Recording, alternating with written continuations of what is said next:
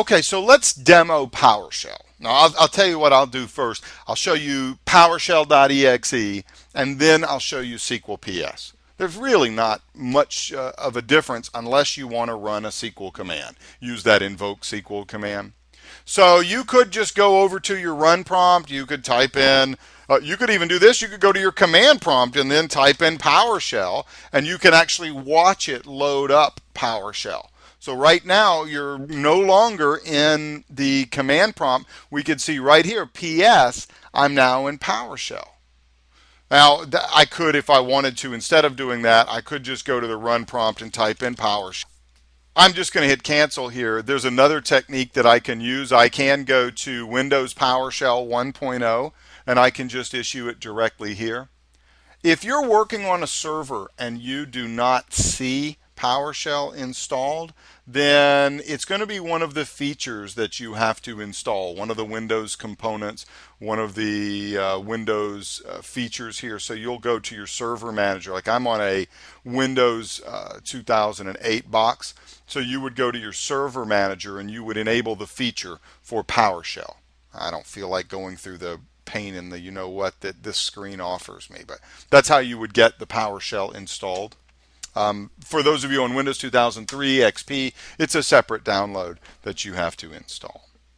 Okay, so Windows PowerShell, let me just go back over here.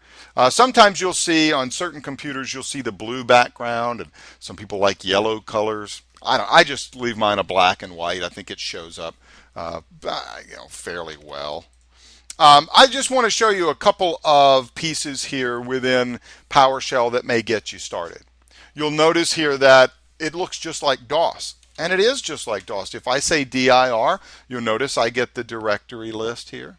If I say use the CD, I want to go to the root of the C drive. Sure enough, that's exactly how I do it, and I can do that. I can make directory, and so now I've made a new directory, Scott.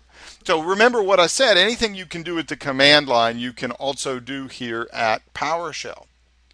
What I want to do, though, and what we've talked about doing, is issue SQL statements or perform some type of SQL Server manipulation or database administration. So let me clear the screen, CLS.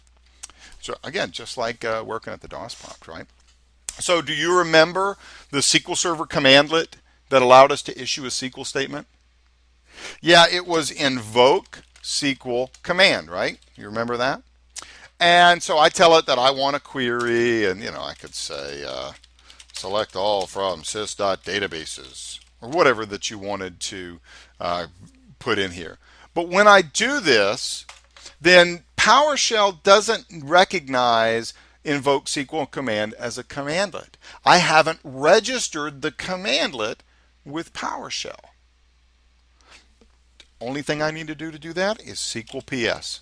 Okay, so I'm in PowerShell and I say SQLPS, and you watch it switch over. Now you can see the SQL Server PowerShell, the mini shell here.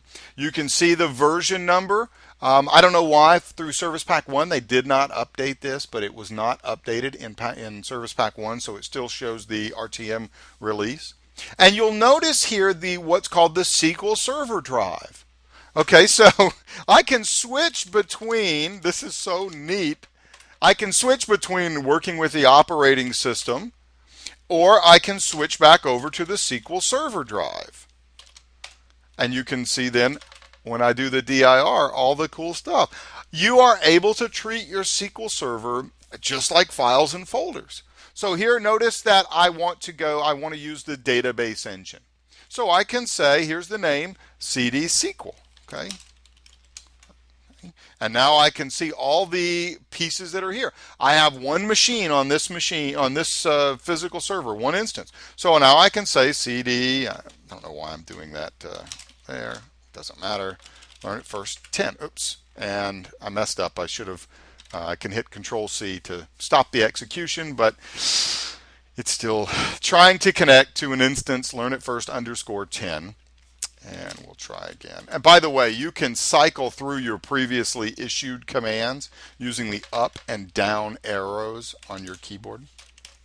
So now I connect to that instance. You can see that there are, on this server rather, there's two instances. So I now want to use the default instance.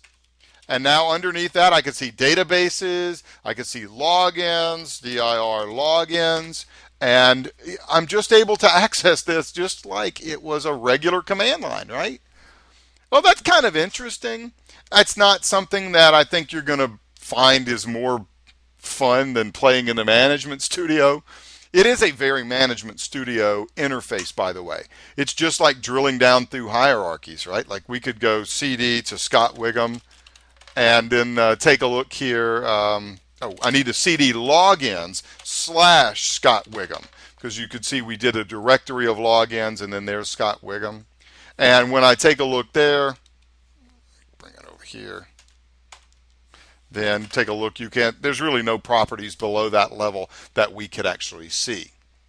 Okay, now that we've got the basics of the SQL Server drive, okay, and using SQL PS, let me show you inside the Management Studio over here the integration. So when we're on databases and we right click and we say start PowerShell, then it automatically loads up SQL PS and it puts us in that same location, right? This is the same thing we could have done ourselves. We could have gone to PowerShell. We could have loaded up SQL PS. We could have done all of our switching over. We could have said CD, SQL, and I want to use the machine, LearnItFirst-10, and I want to use the default instance. I'm sorry. Typing and talking, apparently. Right? We could have done all that. It just does it automatically for us. So default / databases. Okay? And so I'm in the exact same situation. So it's just a shortcut when it says to start PowerShell there. That's all it is. Okay. And by the way, when we're in our SQL agent, just to show you the coverage of the jobs, let me get it to start that up. It's stopped right now. Come on, man, you're slow. When you make a job, you'll notice that one of the steps, if we go take a look at that, is PowerShell. Okay, so we can actually choose to do a PowerShell script. Okay, just show you that. Okay, so there's some other little bits and pieces here. Let me just. I don't even need the SQL Server side of it here. Just give me some clean stuff here. So you need to know some of the basic commandlets when you're working with PowerShell. One of the ones you want to know is get help. And if you just run get help, they did a good job of integrating a lot of this on-screen help here. So you can see, you can just say get help to get the syntax, or you can say get help and you can include a commandlet. So if you don't know the syntax, for example, of invoke SQL command, then you could just say get help invoke SQL command, and it will give you the syntax of it. Here's what it will do. Here's the syntax. Here's how we use connect to a server, which database that I want to use, what the query is that I'd like to work with. So there's a lot of other information that you can pass in here. Okay? So get help is something you definitely want to know. You can also type in get command, and you can see a list of all of the current commandlets that you're able to work with here. So you could see the type over here, the commandlet that we have. And of course, you could say get help, get command to get a list of how to actually extend that with the PSS snap-ins, the PowerShell snap-ins, or to get other information that you wanted to. Okay, so there's a lot of help built directly into the PowerShell shell itself. Okay, and you can say like, here's one that you might care about. So we could say get help SQL Server, and it will tell you all about the SQL PS and how to use that. And you get almost way too much information if you do. So just to show you, that was get help SQL Server if you wanted to play around with that. Okay.